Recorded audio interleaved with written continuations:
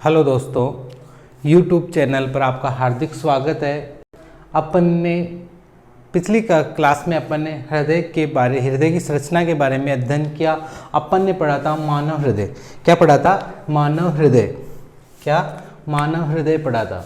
मानव हृदय के बारे में अपन ने बात की कि मानव हृदय की जो भित्ति होती है, जो हृदय की भित्ति होती है, वो 3 स्तरों से मिलकर बनी होती है: एपिकार्डियम, मायोकार्डियम, एंडोकार्डियम।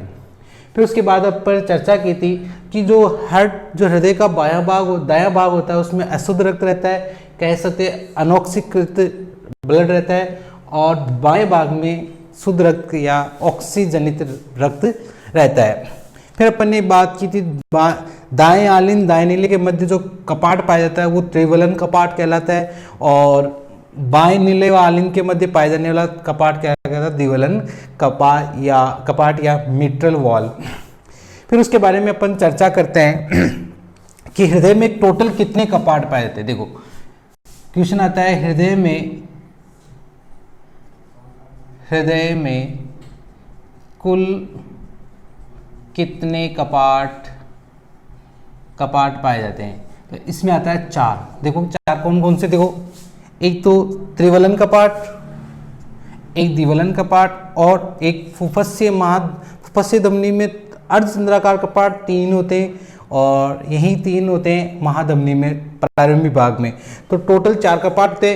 पूछा जाता है कपाटों का कार्य क्या होता है, यानी इनका कार्य, कपाट का कार्य क्या होता है? कपाट का कार्य क्या होता है? तो कपाट का जो कार्य है वो कार्य होता है कि ब्लड के विपरीत प्रवाह को क्या करते हैं? रोका जाता है, यानी कि रक्त के विपरीत प्रवाह को रोकता है। कैसे? देखो इस चीज को आपको समझना है। जैसे ब्लड कहाँ से द्विवलन कपाट के द्वारा कहाँ? दाएं आलिन और बाएं नीले में आता है। जैसे दाएं नीले संकुचित होता है तो ब्लड ऊपर की तरफ जाएगा, तो ये कपाट क्या हो जाते हैं? बंद हो जाते हैं। तो वापस ब्लड को किधर नहीं जाने देते? वापस दाएं आलिन में नहीं जाने देते। ऐसा इस प्रकार जब देखो ये जब संकुचित होते हैं तब तो ये बंद हो जाते हैं। जब दोनों नीले शिथिल होते हैं तो ये दोनों कपाट कौन से? अर्धचंद्राकार कपाट जो महाधमनी और फुफ्फुसीय धमनी के प्रारंभिक भाग में पाए जाते हैं वो क्या हो जाते हैं? क्लोज हो जाते हैं। तो इन दोनों द्विवलन त्रिवलन कपाट के बंद होने पर जो ध्वनि उत्पन्न होती है उसको कहते हैं प्राथमिक ध्वनि, और उस ध्वनि का नाम होता है लब। और जब ये दोनों नीले के शीतलन के समय जब ये दोनों बंद होते हैं, अर्धचंद्राकार कपाट बंद होते हैं, तो उस समय जो ध्वनि उत्पन्न होती है उसे बोलते हैं द्वितीय ध्वनि, और उसको बोलेंगे डब। ठीक है ना? तो 2 प्रकार की आवाज उत्पन्न होती है, एक लब और एक डब। लब प्रथम ध्वनि कहलाती है, डब द्वितीय ध्वनि कहलाती है। द्विवलन त्रिवलन कपाटों के बंद होने से कौन सी ध्वनि उत्पन्न होती है? लब। और अर्धचंद्राकार कपाटों के बंद होने से कौन सी ध्वनि उत्पन्न होती है? कौन सी होती है? डब। तो इस प्रकार अपन ने यहाँ पर इस बात के बारे में चर्चा की। तो कपाटों का कार्य क्या होता है कि जो रक्त का प्रवाह है उसको विपरीत प्रवाह को रोकता है, यानी वापस उसके फ्लो को वापस उल्टा जाने से रोकता है। उसके बाद अपन ने बात की थी कि यहाँ पर जो ये पाया जाता है इस गर्त का नाम है फोसा ओवेलिस। क्या है? Fossa ovalis. लेकिन जन्म से पहले यहाँ पर एक छिद्र पाया जाता है, उस छिद्र का नाम होता है फोरमेन ओवेलिस। जब ये छिद्र जन्म के बाद भी उपस्थित होता है तो बच्चे का शुद्ध और अशुद्ध रक्त होता है वो मिक्स हो जाता है, और मिक्स होने के कारण जो अशुद्ध रक्त नीला होता है, जिससे बच्चे का शरीर कैसा हो जाता है? नीला पड़ जाता है। और इस अवस्था को क्या कहते हैं? Blue baby. और इस रोग को कहते हैं साइनोसिस। क्या कहते हैं? साइनोसिस। फिर उसके बाद में अपन चर्चा करते हैं, तो ये साइनोसिस, ब्लू बेबी। ठीक है ना? उसके बाद आता है कि एसएन नोड होता है, वो हमारे हृदय को उत्तेजना उत्पन्न करता है, विभव उत्पन्न करता है, जिसके कारण हमारा हृदय संकुचित और शिथिलित होता है। इसलिए एसएन नोड को पेस मेकर कहा जाता है। क्या कहा जाता है? Pacemaker. हमारे हृदय का पेस मेकर किसे? एसएन नोड को कहा जाता है। फिर उसके बाद में चर्चा हुई कि जो बाएं नीले की जो भित्ति होती है वो दाएं नीले से 3 गुना मोटी होती है। क्योंकि ये क्या करता है? पूरे शरीर में ब्लड को क्या करता है? सप्लाई करता है। इसलिए अधिक दाब के साथ ब्लड को बाहर की ओर फेंकता है और शरीर के विभिन्न भागों में पहुंच जाता है। पूछा था फुफ्फुसीय धमनियां हृदय में कितनी जोड़ी होती है? तो 2 जोड़ी। देखो 2 जोड़ी, टोटल हो गई 4। फुफ्फुस धमनियां यहाँ पर शुद्ध रक्त को लाती है। तो इस प्रकार अपन ने हृदय के बारे में चर्चा की। हृदय किस प्रकार क्रियाविधि आज अपन पढ़ेंगे ठीक है, आज अपन उसके बारे में पढ़ेंगे कि हृदय की क्रियाविधि यानी हृदय किस प्रकार कार्य करता है। तो आगे की चर्चा के लिए अपन हृदय की क्रियाविधि, अगला टॉपिक होगा अपना हृदय की क्रियाविधि।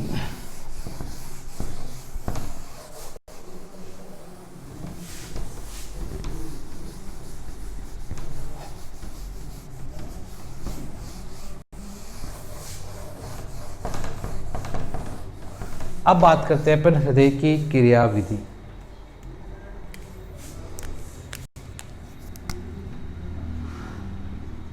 हृदय की क्रिया विधि, इस चीज को आपको आराम से इस चीज को बारे में आपको समझना है। हृदय की क्रियाविधि क्या है, हृदय किस प्रकार कार्य करता है, उसके बारे में अपन बात करेंगे। तो हृदय की क्रियाविधि के बारे में अपन चर्चा करते हैं। तो हृदय की क्रियाविधि के बारे में चर्चा करें। हृदय की क्रियाविधि को अपन दो भागों में बांट सकते हैं।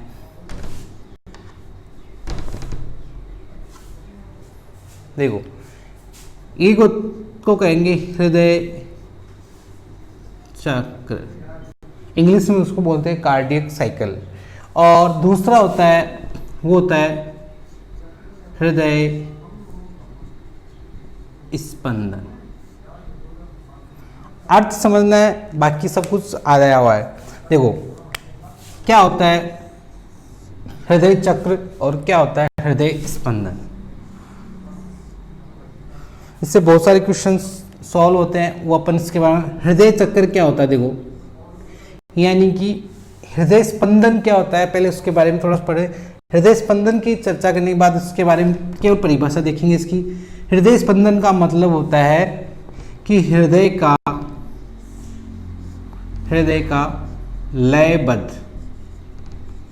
लयबद्ध संकुचन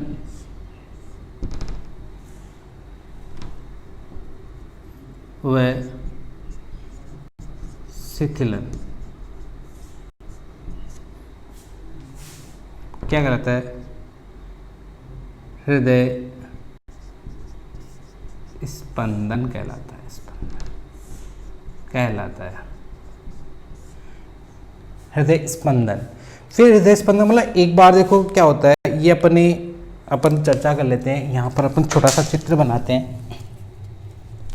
यहाँ पर अपन हार्ट का देखो छोटा सा डायग्राम बनाकर इस चीज़ को समझते हैं। ये अपना एक अपने शरीर हार्ट है। अब देखो इसमें 4 भाग होते हैं। इस प्रकार चर्चा क्या होती है, देखो इधर पहले आलिंद होंगे। देखो ये अपने पार्ट हैं। इस प्रकार देखो ये मान लो 2 भाग है, ऊपर वाला आलिंद है, नीचे वाले नीले हैं। तो इस चीज़ को आपको समझना है कि जैसे ये आलिंद शिथिल होंगे या शिथिल फैलेंगे तो नीले संकुचित होंगे, नीले शिथिल होगा तो आलिंद संकुचित होगा। ये इस प्रकार चलता रहेगा। आई बात समझ में, यानी कि सर्वप्रथम दोनों आलिंद फैलेंगे, शिथिल होंगे। दोनों आलिंद शिथिल होंगे या फैलेंगे तो देखो इधर से मैंने कल बात की थी, यहां से आएगा अशुद्ध रक्त। कैसा रक्त, अशुद्ध। कैसा रक्त आएगा, अशुद्ध रक्त। अशुद्ध रक्त की मैंने परिभाषा बता दी है, अनॉक्सीकृत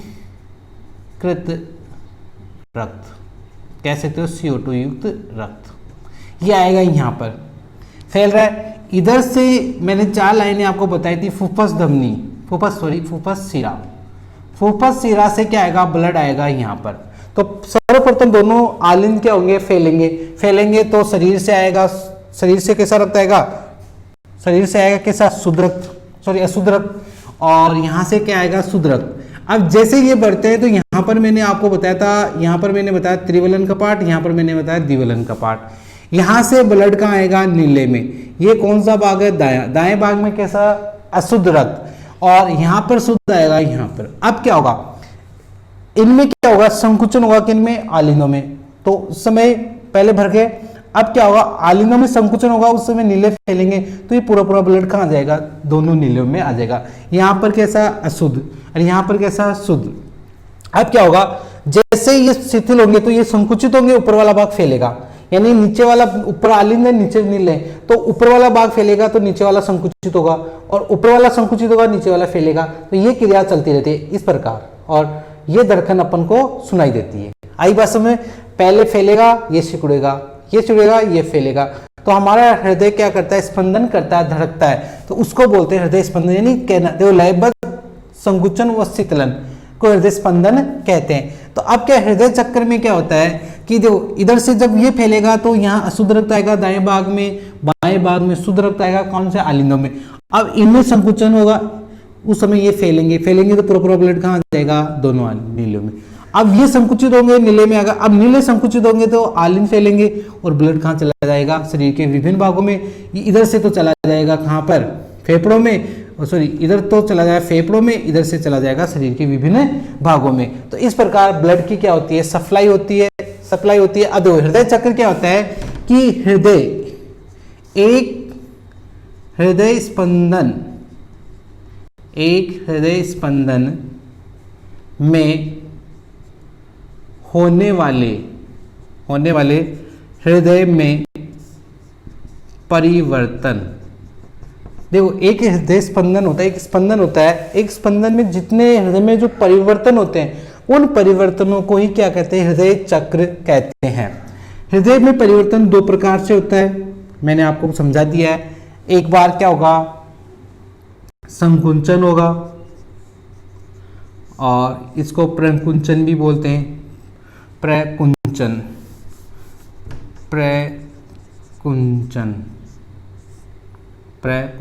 और एक होता है अनुशीतलन। देखो प्रकुंचन का मतलब होता है सिकुड़ना और इसका मतलब होता है फैलना। ये दोनों परिवर्तन हृदय में होते हैं, तो इस क्रिया को क्या कहते हैं, हृदय चक्र कहते हैं। अब देखो प्रकुंचन और अनुशीतलन। अब हृदय चक्र के जो चरण होते हैं उन चरणों की अपन बात करें, चरणों की क्या करें, बात करें।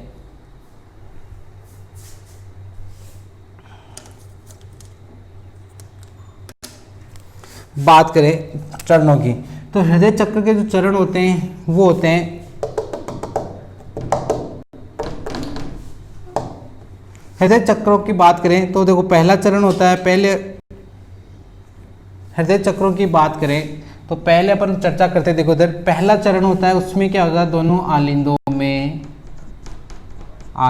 में शिथिलन, क्या होता है, शिथिलन, और इसमें जो समय लगता है वो लगता है 0.7 सेकेंड। फिर उसके बाद में दूसरा चरण, जब इनमें शिथिलन होगा मैंने बताया था, तो नीलियों में क्या होगा, प्रकुंचन।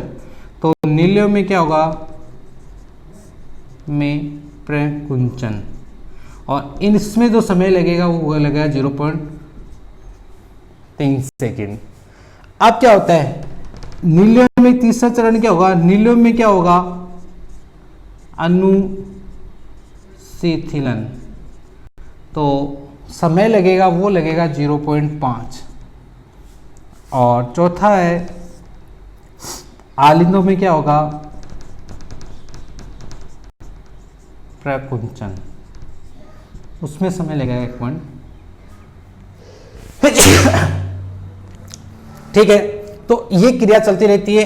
और एक हृदय चक्र में लगभग 0.8 सेकंड का समय लगता है। कितना इंपॉर्टेंट कर लेना कि एक हृदय चक्र में कितना समय लगता है, तो अपन उसमें बताएंगे 0.8 सेकंड। ठीक है, अब ये चीज आती है यहाँ पर। अब इस पे बात करें अपन आगे, तो हृदय स्पंदन की बात हो गई, सॉरी हृदय स्पंदन की बात हो गई। हृदय चक्र क्या होता है कि ये 4 चरणों में बांटा हुआ है। पूछा जाता है आलिंदों में शीतलन कितने समय के लिए होता है, तो आपको बताना 7 सेकंड के लिए। आपसे पूछा जाता है एग्जाम में नीलियों में प्रकुंचन कितना होता है, 0.3 सेकंड में, और नीलियों में अनुशीतलन कितना, 0.5 सेकंड, और आलिंदों में प्रकुंचन होता है 0.1 सेकंड। तो इससे जो टोटल समय आपसे पूछा जाए कि हृदय चक्र में कितना समय लगता है, तो आपको बताना है कितना, 0.8 सेकंड। तो ये अपन ने हृदय चक्र पढ़ लिया। अपन हृदय की क्रियाविधि पढ़ रहे। हृदय की क्रियाविधि में अपन ने पढ़ा, हृदय की क्रियाविधि को 2 भागों में बांटा, पहला हृदय चक्र और दूसरा हृदय स्पंदन। हृदय चक्र क्या होता है कि हृदय स्पंदन में, एक हृदय स्पंदन में होने वाला हृदय में परिवर्तन, वो क्या कहलाता है, हृदय चक्र कहलाता है। और इसको कितने भागों में बांटा, 2 भागों में, प्रकुंचन और अनुशीतलन। प्रपंच में सिकुड़ना फैलना। मैं एक बार फिर बता रहा हूँ, जैसे ऊपर वाले आलिंद नीचे वाले नीले, तो ये क्या होगा, जब ऊपर वाला फैलेगा नीचे वाला सिकुड़ेगा, यानी आलिंदों में क्या होगा, फैलाव होगा, तो नीचे वाले भाग नीले में क्या संकुचन, नीले फैलेंगे तो ये संकुचन होगा। इस प्रकार क्रिया चलती रहती है। तो इस प्रोसेस को ही क्या कहते हैं, हृदय चक्र कहते हैं। अब अपन बात करते हैं किसके बारे में, हृदय स्पंदन के बारे में। हृदय स्पंदन की अपन ने परिभाषा पढ़ ली। अब अपन इसके परिभाषा पढ़ने के बाद अपन अब हृदय स्पंदन की परिभाषा, अब हृदय स्पंदन दर क्या होती है, देखो अपन चर्चा करेंगे हृदय स्पंदन दर। हृदय स्पंदन दर जिसको बोलते हैं हार्ट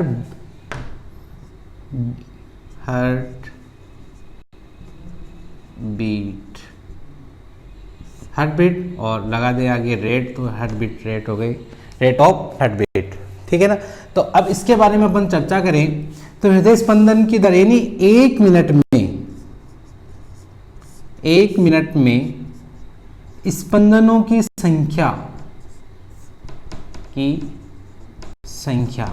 यानी 1 मिनट में कितने स्पंदन होते हैं, हृदय में कितनी बार हृदय संकुचित और शिथिल होता है। आई बात समझ, यानी हृदय 1 मिनट में कितनी बार स्पंदित या मतलब संकुचित और शिथिल होता है, वो कहलाती है हृदय स्पंदन दर। यानी 1 मिनट में कितना, जितने स्पंदनों की संख्या होती है वो उसकी क्या कहलाती है, हृदय स्पंदन दर कहलाती है।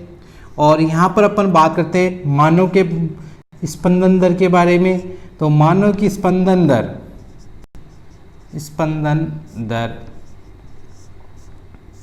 बात करते हैं तो मानव की स्पंदन दर होती है, हृदय स्पंदन दर होती है, हृदय स्पंदन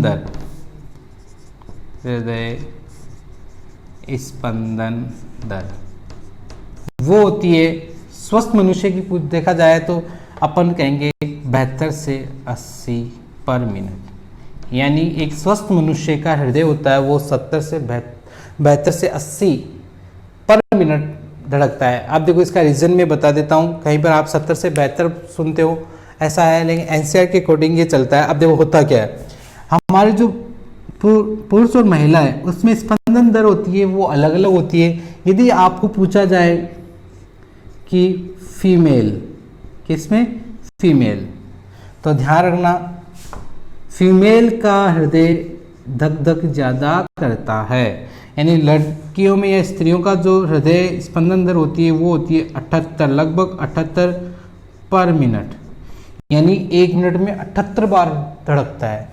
और पुरुषों का जो स्पंदन दर होती है हृदय धड़कता है वो धड़कता है 72 पर मिनट, ठीक है। तो इस वजह से मैंने यहाँ लिखा है 72 से 80 पर मिनट। लड़कियों में या स्त्रियों का जो हृदय है वो ज़्यादा धड़कता है, पुरुषों का हृदय कम धड़कता है। फिर इसमें बाद में आता है कि पुरुषों में, ये तो एक ओवरऑल हो गया, वयस्क में ये पूछा जाए तो ये किन में, वयस्क में।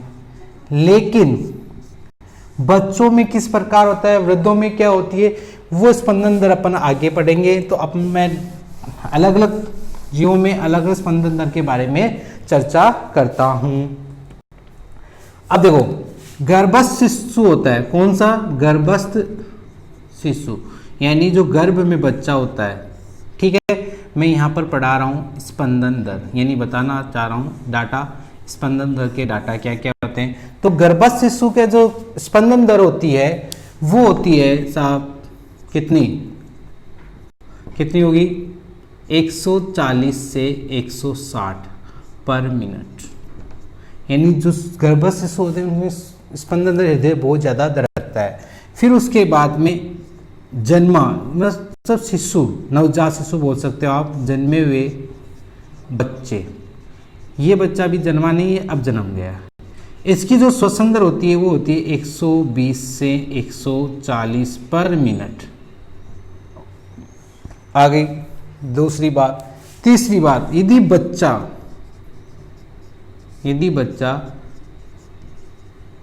12 वर्ष से ज़्यादा उम्र का है या 10 से 12 साल की उम्र का है तो उसकी जो श्वसन दर, वो स्पंदन दर होती है वो होती है 100 से 110 पर मिनट।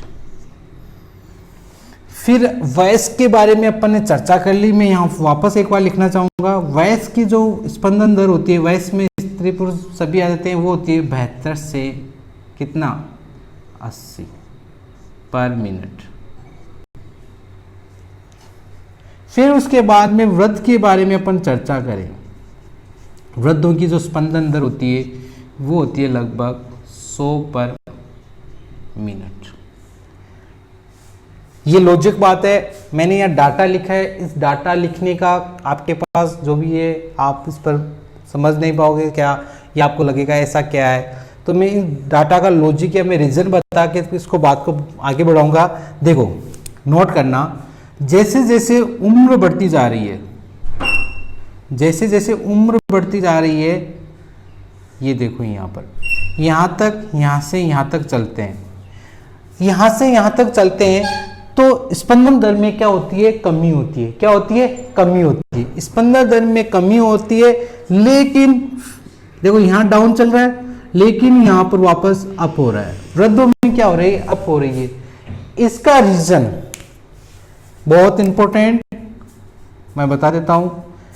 इसका जो रीजन है वो रीजन क्या है वो मैं आपको बताता हूं। देखिए बच्चों में जो मान लो शिशु मान लेते हैं, शिशुओं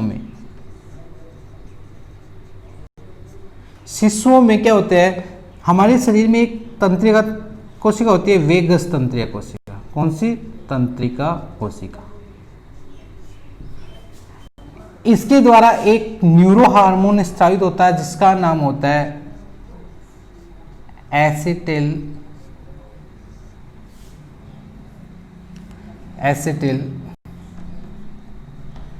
ठीक है ना। ये एसिटिल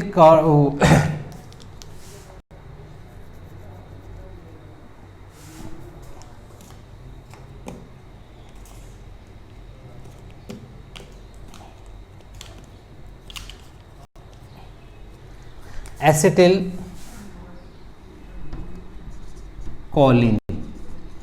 कोलिन ये एक न्यूरो हार्मोन स्रावित होता है। बच्चों में वेगस तंत्रिका होती है, वो कम क्रियाशील होती है, कम विकसित होती है, कम क्रियाशील होती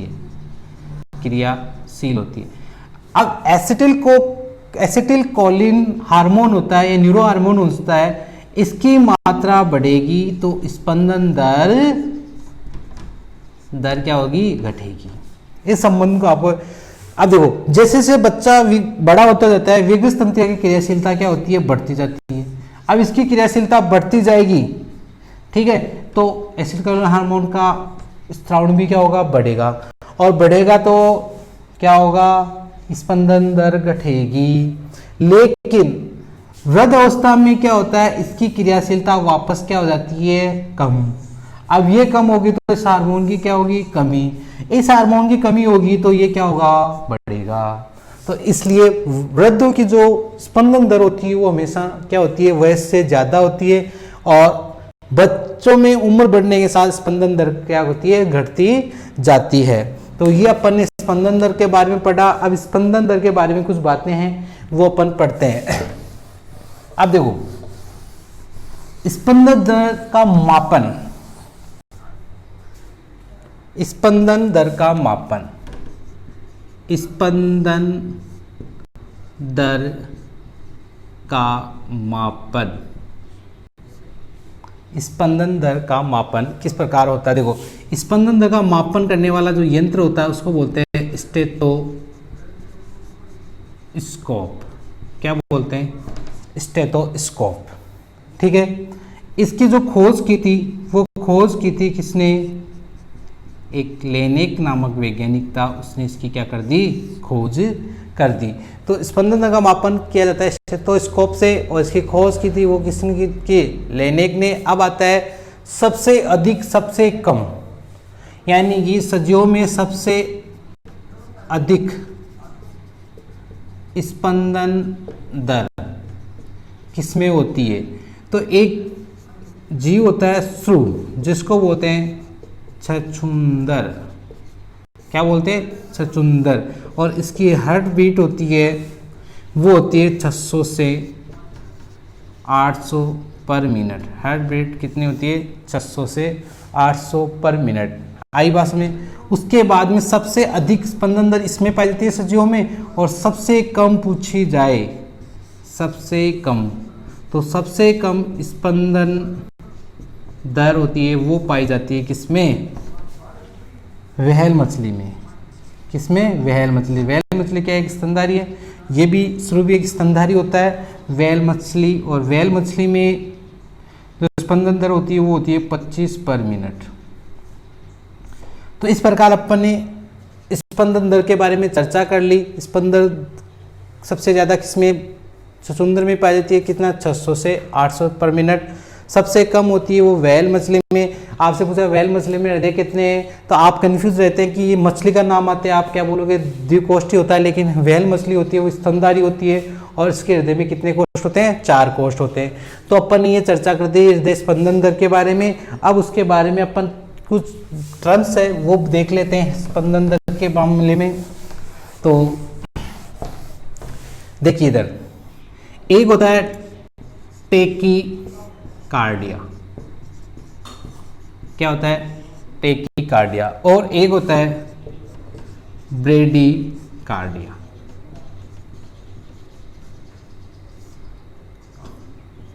ये चीज आपको नोट कर रखनी है कि टेकीकार्डिया और ब्रेडीकार्डिया क्या होता है। देखो, टेकीकार्डिया का मतलब होता है स्पंदन दर का घटना, या सॉरी स्पंदन दर का बढ़ना। क्या होता है? स्पंदन दर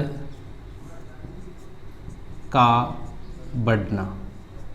स्पंदन दर बढ़ेगी तो टेकीकार्डिया। ब्रेडीकार्डिया का अर्थ होता है स्पंदन दर का घटना। तो ये दो टर्म्स आपको याद रखने, टेकीकार्डिया और ब्रेडीकार्डिया। टेकीकार्डिया का अर्थ होता है स्पंदन दर का बढ़ना, और ब्रेडीकार्डिया का मतलब होता है स्पंदन दर का घटना। तो ये दो बातें आपको याद रखनी है। अब अपन इसके आगे चर्चा करते हैं। आपको मैंने मौखिक बता दिया था बोलकर, और लेकिन अब थोड़ा सा अपन इसके बारे में चर्चा भी कर लेते हैं। अपन ने हृदय चक्र पढ़ा। क्या पढ़ा? हृदय चक्र। क्या पढ़ा था? हृदय चक्र। हृदय चक्र पढ़ा। हृदय चक्र में अपन ने प्रकुंचन और अनुशिथिलन, दो बातें अपन ने, दो टर्म्स देखे थे। अब देखो इधर हमारे हृदय में कपाट पाए जाते हैं 4 कपाट। हृदय पे कपाट कितने पाए जाते हैं? 4। कितने कपाट होते हैं हृदय में? 4 कपाट। देखो प्रकुंचन, जब नील में प्रकुंचन होता है, जब देखो द्विवलन व त्रिवलन कपाट बंद होते हैं, तो एक आवाज उत्पन्न होती है, कपाट बंद होते हैं, तो उसको कहते हैं प्रथम ध्वनि। बंद होने पर जो ध्वनि उत्पन्न होती है उसको बोलते हैं प्रथम ध्वनि। और जो ये प्रथम ध्वनि है उसको बोलते हैं लब। क्या बोलते हैं? लब। उसके बाद में अपन अनुशीतलन की बात करें तो अनुशीतलन के समय, अब देखो ये कौन कब होते हैं? अनुशीतलन किसका होता है? ये आवाज उत्पन्न होती है वो होती है कब? जब दोनों नीलियों में क्या हो? प्रकुंचन। क्या हो? प्रकुंचन। जैसे प्रकुंचन होगा तो ये बंद हो जाएगा, जिससे वापस ये आलिंदों में ब्लड नहीं जाए। अनुशीतलन की क्रिया में क्या होता है? जब दोनों नीले, आपको पता एक अर्धचंद्राकार कपाट जो कहाँ पाए जाते हैं, मैं लिख देता हूँ, महाधमनी व फूफस धमनी के प्रारंभिक भाग में क्या पाए? अर्धचंद्राकार कपाट। ये जब बंद होते हैं तो यहाँ पर जो ध्वनि उत्पन्न होती है उसको बोलते हैं द्वितीय ध्वनि। जो द्वितीय ध्वनि होती है उसे द्वितीय ध्वनि को ही क्या कहते हैं? डब। क्या कहेंगे? डब। लब एंड डब। ठीक है, लब एंड डब। अब क्या होता है, ये ध्वनि द्वितीय ध्वनि ये कब उत्पन्न होती है, जब नीलियों में क्या हो, नीलियों में क्या हो, नीलियों में अनुशिथिलन, क्या हो, अनुशिथिलन। तो ये अपन ने लब और डब। एक आवाज आपने सुनी होगी जब इन कपाटों में, अर्धचंद्राकार कपाटों में क्या हो जाती है,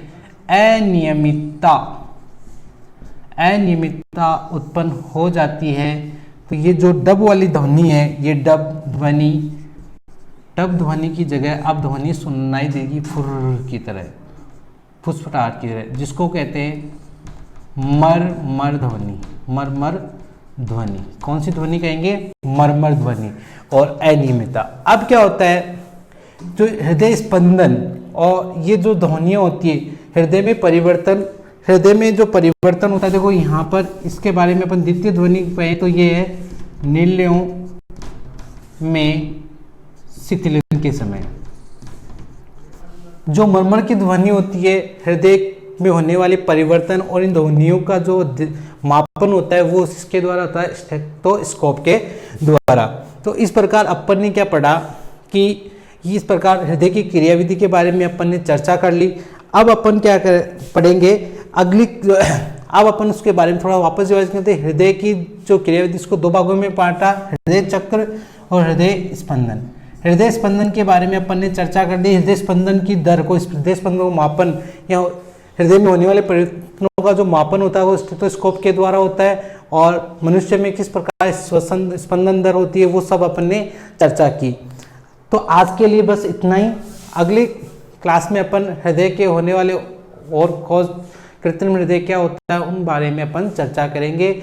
यदि आपको वीडियो अच्छा लगा है, यदि आपको यहाँ पर जो कंटेंट मिल रहा है वो अच्छा लग रहा है, तो उसको ज़्यादा से ज़्यादा सब्सक्राइब करें और शेयर करें और कमेंट करें। धन्यवाद।